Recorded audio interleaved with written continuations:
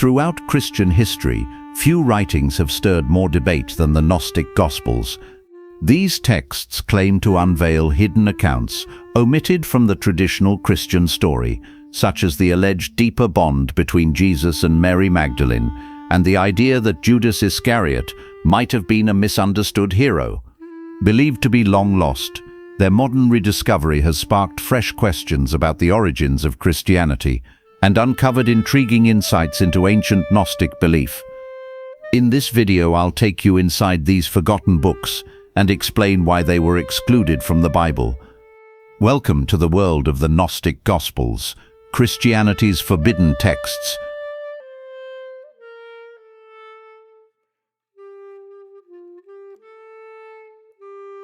Gnostic Christianity wasn't a single group, nor did its followers adhere to one unified creed.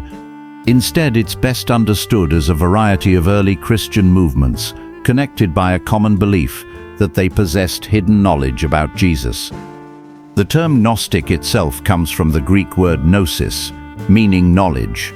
Many Gnostic believers taught that salvation didn't come through good works or even faith, but through secret knowledge into the true nature of reality. They recorded these teachings in writings we now refer to as the Gnostic Gospels, texts often presented as confidential instructions Jesus supposedly shared with a select circle of disciples. To understand their origins, though, we must journey back 2 millennia to the earliest days of Christianity. After the crucifixion of Jesus of Nazareth, communities of his devoted followers began spreading throughout the Mediterranean world. Over time, these scattered communities grew into the earliest Christian churches. But as the years went by, a serious challenge arose. The generation that had personally known Jesus was aging and dying, and with them, first-hand memories of his life were disappearing. To preserve his teachings for the future, early Christians began recording what they had witnessed or heard, often relying on the recollections of eyewitnesses. Some of the earliest writings about Jesus were narrative accounts proclaiming the good news of his life, death, and resurrection. Today, we recognize these as the 4 canonical Gospels: Matthew, Mark, Luke, and John. These texts circulated widely in the early church and quickly became the main sources for understanding Jesus, especially for believers who had never encountered him face to face. But alongside them, other narratives also began to spread, secret gospels that claimed to reveal hidden stories about Jesus and teachings supposedly reserved for a chosen few. Many of these writings are what we now refer to as the Gnostic Gospels. But this raises an important question. What did the Gnostics actually believe? For centuries, people knew these texts once existed, yet their actual contents were thought to be lost forever. That changed in the mid-20th century with the discovery of the Nag Hammadi library.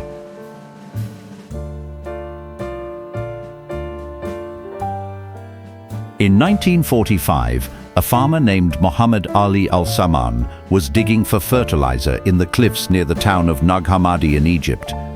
While working through the soil, he uncovered a large red earthenware jar, tightly sealed with bitumen. It had clearly been intentionally placed at the base of the cliff and had remained untouched for centuries. Hoping it contained treasure, Muhammad smashed the jar open. Instead of gold, he found 12 leather-bound books and part of a 13th. The writing was still readable, though it was in a language he didn't recognize. Not realizing the significance of what he had discovered, he brought the books home, and according to the story, his mother even used one of the pages as kindling for a fire. It's astonishing that any of the manuscripts survived at all. From this point, the details become unclear, but it seems the books eventually made their way onto the black market. Years passed before one of them resurfaced in a completely unexpected place. In 1951, a single leather-bound codex arrived at the C.G. Jung Institute in Zurich, Switzerland. It had been purchased as a gift for the 76th birthday of Carl Jung, the renowned psychotherapist. This Jung Codex was then studied and translated. It was written in Coptic, an Egyptian language descended from the tongue once spoken by the pharaohs. Based on its style, scholars believe it may have been a copy of a much older Greek original. The codex was eventually reunited with the rest of the texts from Nag Hammadi, which by then had come under the care of the Egyptian government. It wasn't until the mid-1960s that these writings were finally made available to a small group of historians and biblical scholars, and what they discovered was remarkable. Although the texts appeared to have Christian roots, their teachings differed sharply from anything found in the canonical writings. Instead, they reflected a distinct Christian tradition that had long been assumed lost. At last, scholars had access to an entire library of Gnostic literature.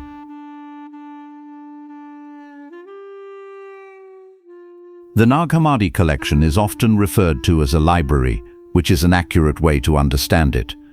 Like any library, each book is unique, yet together they offer clues about the beliefs and interests of the community that preserved them. So where does one begin with such a vast collection? The most natural place is at the beginning, with the Gnostic creation story.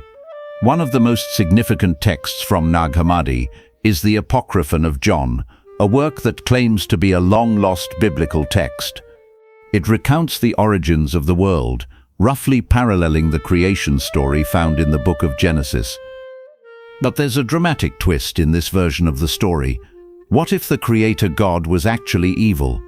In the Old Testament, the biblical God is shown performing harsh and destructive acts, from flooding the entire world to killing the firstborn children of Egypt.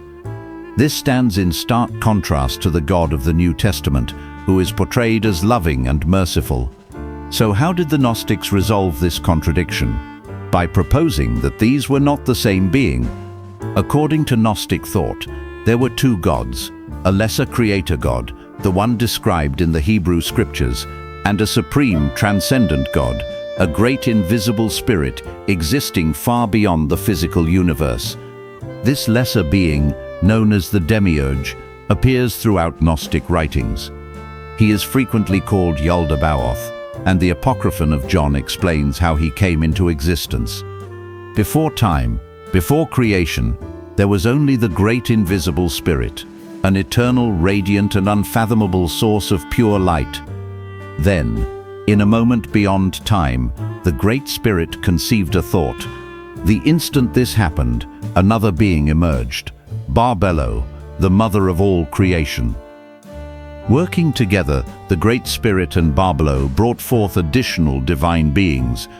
Like rays of light streaming outward, these beings emerged as expressions of their own divine qualities.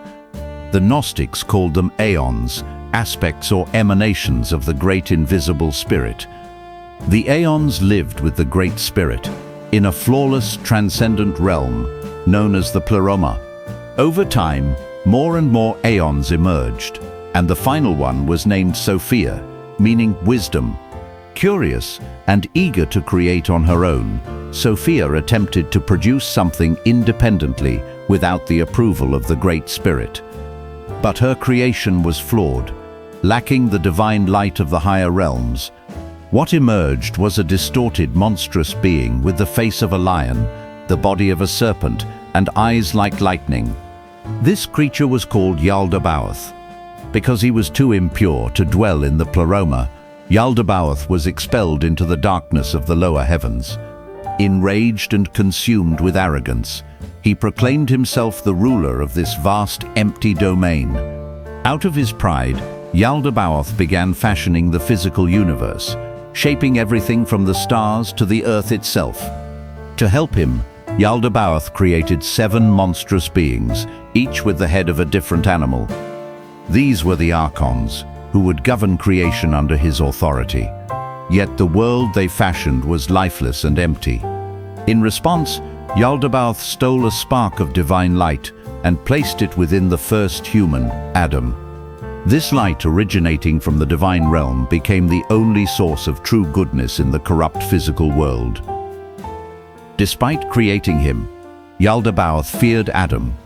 If Adam discovered his divine origin, he would no longer rely on his false creator. To keep him distracted, Yaldabaoth placed him in a garden of delights, hoping he would never awaken.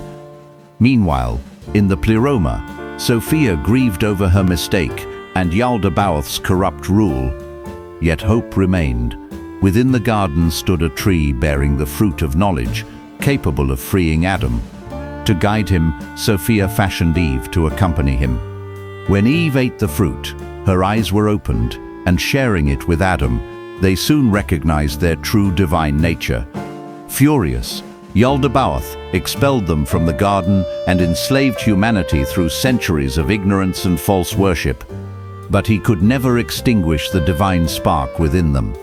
It remained dormant, awaiting the arrival of a savior who would reveal true knowledge and show humanity the path back to the pleroma. There are many variations of this Gnostic creation myth, but the Apocryphon of John presents some of the central beliefs shared across the texts explored in this video. At its core, the story addresses the problem of evil. If God is truly good, why does evil exist in creation? The Gnostics offered a radical solution. Perhaps God isn't good at all.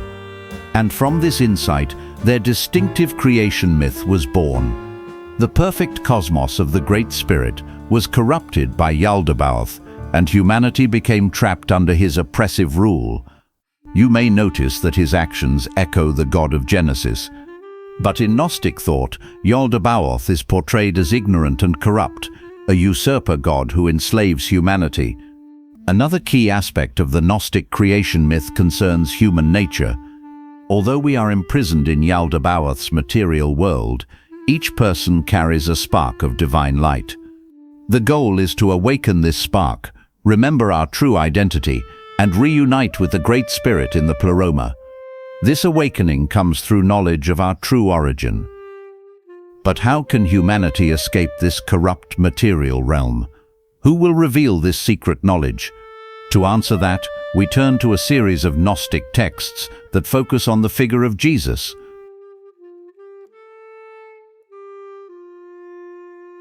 A helpful modern analogy can be found in the 1999 sci-fi film The Matrix. In one pivotal scene, Morpheus tells Neo that the world is not what it seems. It is an illusion, a prison called the Matrix, designed to blind people from the truth. The Matrix is everywhere. It is the world that has been pulled over your eyes to blind you from the truth. Biblical scholar Nicola Denzel Lewis has noted that this line could just as easily appear in a Gnostic text. Like Morpheus, Jesus is depicted as a revealer of hidden knowledge, though of course without the sunglasses and trench coat. With that in mind, let's examine the many ways Gnostic Christians portrayed Jesus. One particularly intriguing text is the Gospel of Thomas, which claims to have been written by a man named Didymus Judas Thomas. A curious detail about the author's name is that two of them translate to twin in different languages. Unlike the canonical Gospels, the Gospel of Thomas contains no narrative. There's no account of Jesus' life, no betrayal, and no crucifixion. Instead, it is a collection of 114 sayings attributed to the living Jesus, and the very first one makes a striking promise.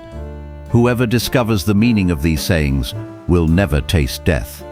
When scholars translated the 114 sayings, they noticed something unusual. Nearly two-thirds of them correspond to passages found in the New Testament. But rather than being simple copies, the phrasing is often unique, suggesting these teachings came from an independent source. In other words, the Gospel of Thomas could be among the earliest Christian writings, potentially preserving the original oral teachings of the historical Jesus. But it gets even more intriguing. Some sayings appear nowhere else. They are entirely unique to this Gospel, and many are strikingly cryptic. For example, "Blessed is the lion that a human eats so that the lion becomes human. Cursed is the human whom a lion eats and the lion becomes human." While Jesus is often mysterious in the canonical Gospels, the Gospel of Thomas takes this to an entirely new level, presenting sayings that seem designed for contemplation and meditation to uncover their deeper meaning. The Gospel of Thomas has drawn significant scholarly attention because it contains both familiar biblical sayings and entirely new ones. But if this lost Gospel is genuinely ancient and preserves authentic teachings of Jesus, Why was it ultimately excluded from the Bible? There are several reasons why the Gospel of Thomas was excluded from the Bible, but the main one is that some of its sayings were considered heretical. For instance, saying 50 records Jesus as saying, "If they say to you, 'Where have you come from?' say to them, 'We have come from the light, from the place where the light came into being.'" At first glance, this may seem harmless, but read more closely, and it echoes elements of the Gnostic creation myth. In Gnostic thought, all humans carry a divine spark, trapped by the corrupt Yaldabaoth. Here, Jesus appears to hint at that very idea, that the divine light within us must be awakened. While this might seem like a minor point, it was enough to set the text apart from the canonical Gospels and the emerging orthodoxy. Another major reason is how Jesus is portrayed. In the Gospel of Thomas, he appears primarily as a wise human teacher, revealing the true nature of reality. In contrast, mainstream Christianity emphasizes Jesus as the Son of God, who redeems humanity through his death and resurrection, a central theme almost entirely absent in Thomas. Regardless of its later exclusion, the Gospel of Thomas remains one of the most fascinating texts discovered at Nag Hammadi. Interestingly, it was also one of the few Gnostic text scholars were already aware of. Small fragments had been found as early as the late 19th century, but the Nag Hammadi discovery provided the first complete copy. The fact that several manuscript fragments of the Gospel of Thomas were discovered elsewhere suggests that this lost gospel was once widely circulated and may even have been a contender for the biblical canon. The text continues to spark intense debate among biblical scholars, especially those exploring the historical Jesus. But few Gnostic writings have generated as much controversy as the next one.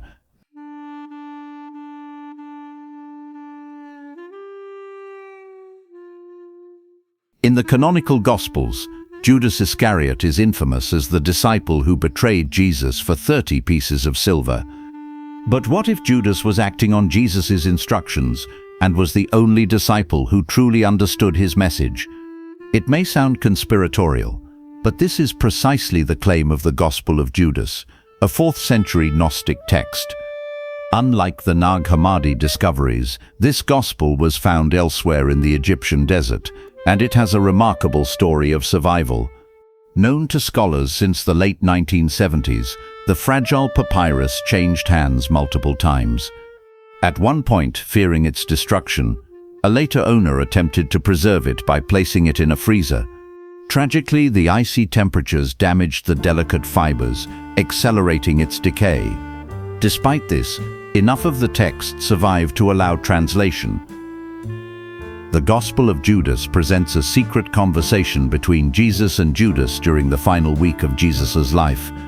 It opens with the 12 disciples praying to Jesus, only for him to laugh, remarking that they are acting superstitiously and do not truly know him. Only Judas dares to speak, declaring, "I know who you are and where you have come from. You are from the immortal realm of Barbelo." If you recall, Barbelo is one of the aeons, a divine being from the heavenly realm in Gnostic cosmology. By invoking her name, Judas demonstrates knowledge the other disciples lack. He alone understands Jesus' true identity. Jesus then takes Judas aside to reveal the hidden secrets of the universe, how the material world is governed by the corrupt demiurge, and how only those who recognize the divine spark within themselves can ascend to the pleroma.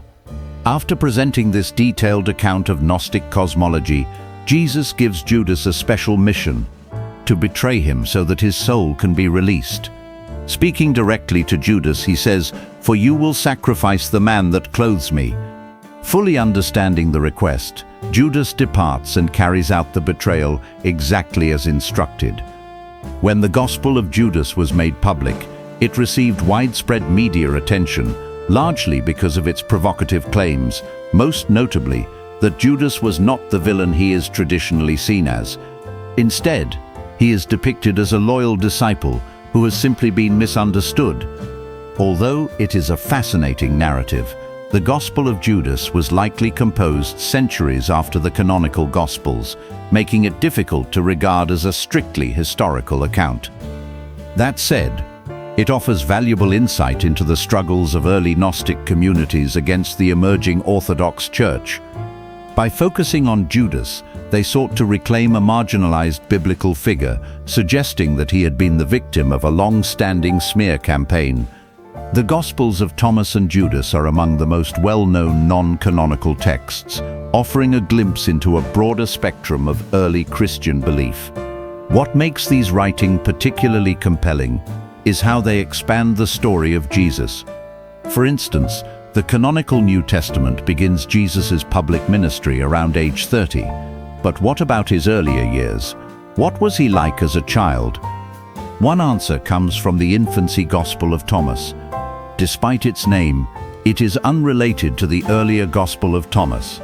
Instead, it is a collection of apocryphal stories about the young Jesus, many of which are quite unusual. In essence, the infancy Gospel of Thomas serves as a kind of origin story for Jesus.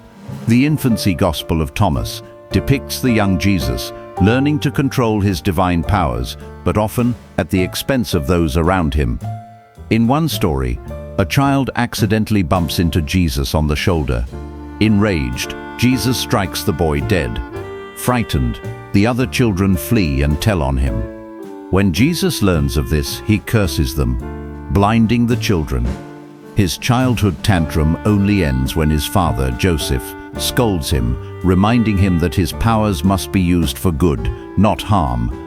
To make amends, Jesus reverses the punishments and even raises the children back to life. It's easy to see why these stories didn't make it into the Bible. This version of Jesus is, frankly, quite malevolent. Yet the infancy Gospel of Thomas circulated widely for centuries.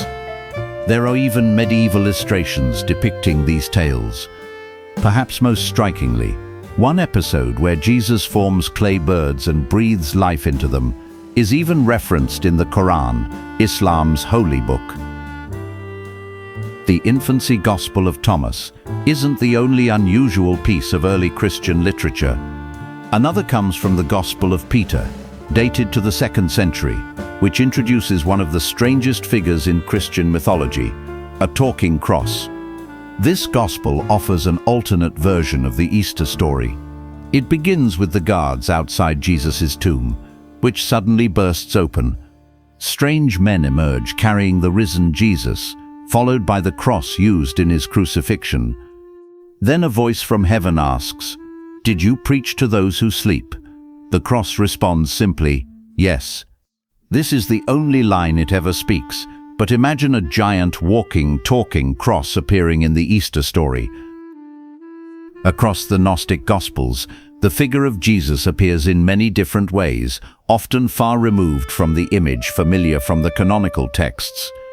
From the wise human teacher in the Gospel of Thomas to the divine seer in the Gospel of Judas, what unites these portrayals is that the Gnostics viewed Jesus primarily as a revealer of hidden knowledge about the nature of reality. Like Morpheus in the Matrix, Jesus' teachings were meant to show that the world is not as it appears, but an illusion crafted by Yaldabaoth. The task, then, is simply to awaken. But the hidden wisdom of Jesus was not limited to the disciples mentioned in Thomas and Judas. Some traditions even suggest that his closest disciple may not have been a man. Among all the figures in the Christian story, few have captured the imagination like Mary Magdalene, particularly regarding her relationship with Jesus. In the New Testament, Mary Magdalene is a devoted follower of Jesus and one of the first to witness his resurrection. Yet in later Christian tradition, she developed a controversial reputation. Early church fathers often conflated her with an unnamed sinner who washes Jesus' feet, or with a repentant prostitute, though nowhere does the Bible explicitly make these identifications. In recent years, scholars and theologians have worked to restore her true status, with some even proposing that she may have been Jesus' favorite disciple. Mary Magdalene appears frequently in the Gnostic Gospels, but one text in particular has fueled endless speculation: the Gospel of Philip. Strictly speaking, it is not a gospel in the traditional sense, but a collection of esoteric sermons, cosmologies, and ritual teachings. One fragmentary passage, however, has drawn significant scholarly attention because it seems to hint at an intimate relationship between Mary and Jesus. Though parts of the text are missing, it states that Mary Magdalene was the companion of the Savior, loved by him more than the other disciples, and that he kissed her on the dash more often than he kissed the rest of them. The disciples asked him, "Why do you love her more than any of us?" Despite the missing text, the Gospel of Philip has often been cited as evidence supporting long-standing speculation that Jesus and Mary may have been romantic partners. However, scholars urge caution. The meaning depends heavily on translation. The word companion can range from a simple associate to a spouse, and there is also debate about what the kiss signifies. In the New Testament, kisses frequently appear as greetings. Most famously, Judas identified Jesus with a kiss, and the Apostle Paul describes the holy kiss as a common Christian greeting. Regardless of the nature of their relationship, the Gospel of Philip clearly portrays Mary Magdalene as holding a privileged position among the disciples. In some Gnostic circles, she was considered the recipient of Jesus' innermost teachings, a role emphasized in the Gospel of Mary. The Gospel of Mary is one of the few texts known prior to the Nag Hammadi discoveries. It presents a conversation between Jesus and Mary, in which he reveals the journey every soul must undertake to reach the highest heaven. According to the text, the soul must recite certain passwords, often in the form of hymns, to ascend. After Jesus shares these teachings with Mary, the other disciples confront her, consumed with jealousy. They cannot understand why Jesus would reveal such important knowledge to a woman. The depiction of Mary Magdalene in the Gnostic Gospels is fascinating, not just for the rumors of a possible secret romance, but for what it reveals about the role of women in early Christian communities. These texts suggest that women could hold positions of spiritual authority and receive teachings denied to others, highlighting a radically different vision of early Christianity. Mary's privileged status suggests that Gnostic communities may have been far more egalitarian than other early churches. According to some Gnostic texts, the keys to heaven were entrusted to Mary Magdalene, and her hidden knowledge contained Jesus' most secret teachings.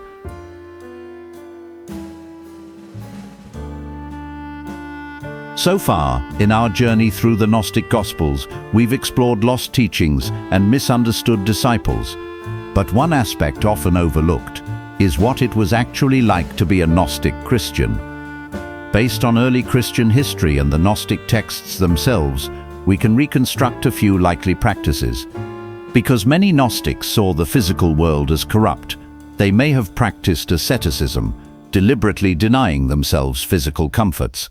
This could include fasting, celibacy, and avoiding certain foods, such as meat.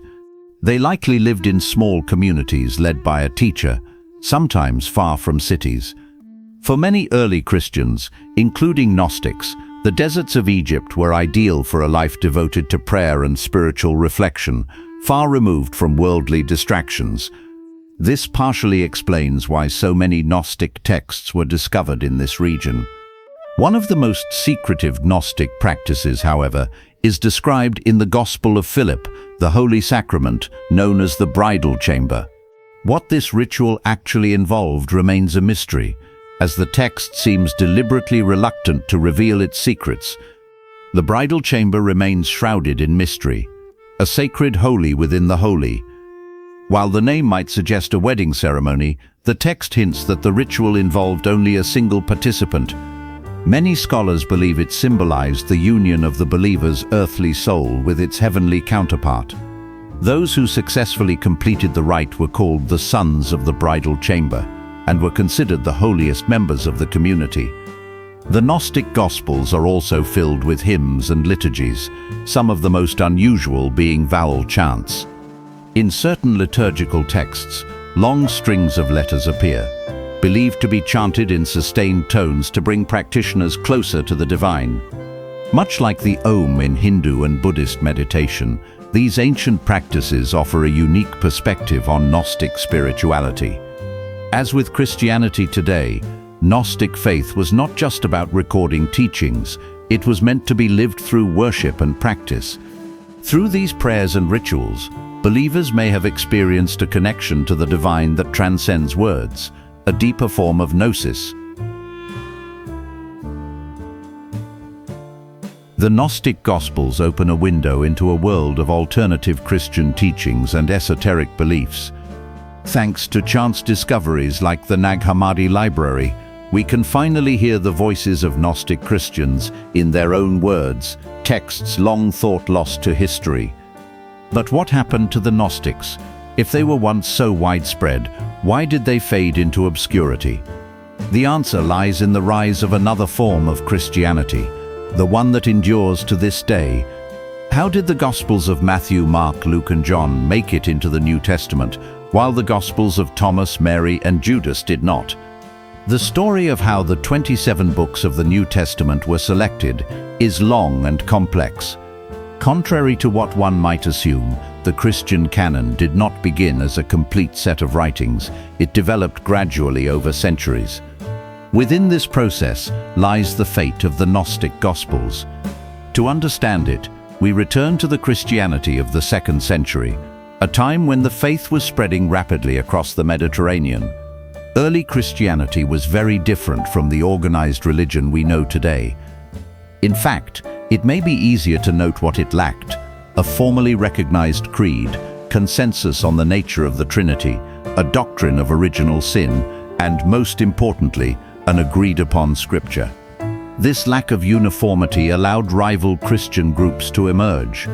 The most established of these groups coalesced around the earliest writings, from Paul's letters to the Gospels of Matthew, Mark, Luke, and John. They shared a common belief that Jesus was divine and had died for the sins of humanity. Over time, they would call themselves the followers of the correct opinion, or in Greek, orthodox. Meanwhile, the Gnostics followed a very different path, believing that salvation came through secret knowledge.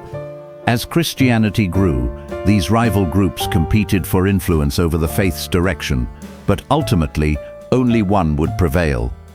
A major reason for this was the work of Irenaeus of Lyon.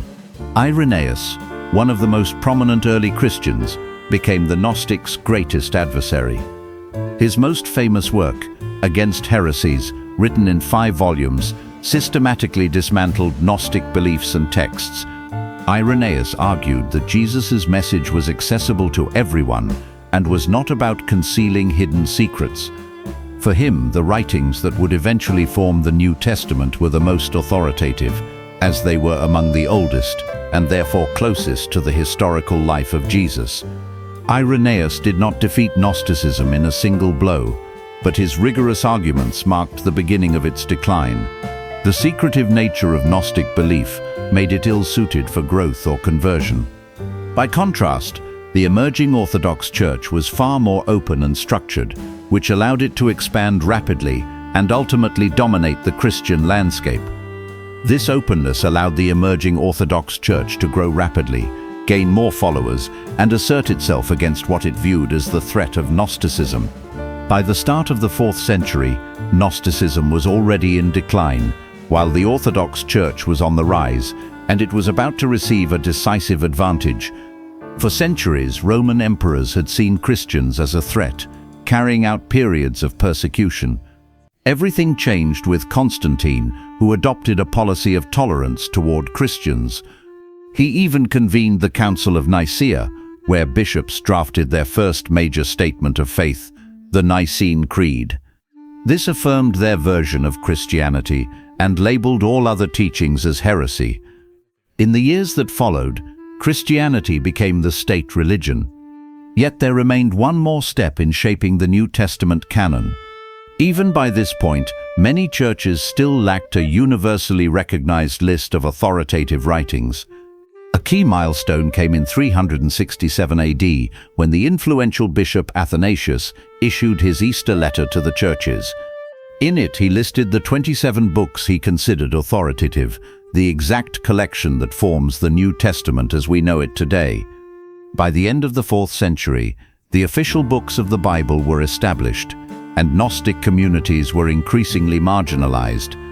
What remained of this ancient movement retreated to the edges of the empire, such as the community at Nag Hammadi. There they continued their secretive practices, copying down texts and leaving them hidden for future generations. While most of their writings have likely been lost, a few survived, buried in the shifting sands of the Egyptian desert. Though once regarded as the first major challenge to the Church, the Gnostics may have done more to shape Christianity than many realize. By challenging early church leaders, they forced them to clarify doctrine and define the boundaries of belief, ultimately helping to form the faith we recognize today. Despite schisms, reformations, and counter-reformations, nearly every branch of modern Christianity descends from these early Orthodox communities. Reading the Gnostic writings can feel like peering into a parallel universe. It's familiar, yet alien, a world where Jesus coexists with demiurges and divine emanations. I often wonder how different history might have been if Gnosticism had become the dominant form of Christianity. The survival of any of these texts is remarkable, especially the collection discovered at Nag Hammadi. While the Gnostic Gospels contain unusual and sometimes controversial ideas, what they truly reveal is the diversity of early Christianity. From the very beginning, there was never a single Christianity, but Christianities in the plural. And as long as Christianity has existed, debates about the life and message of Jesus have been a constant. And the Gnostic Gospels bring those debates to life in all their strange, imaginative, and fascinating ways. Thanks so much for watching. I really hope you enjoyed this deep dive. If you liked this video and want to see more, consider subscribing. A like and a comment also go a long way in supporting the channel.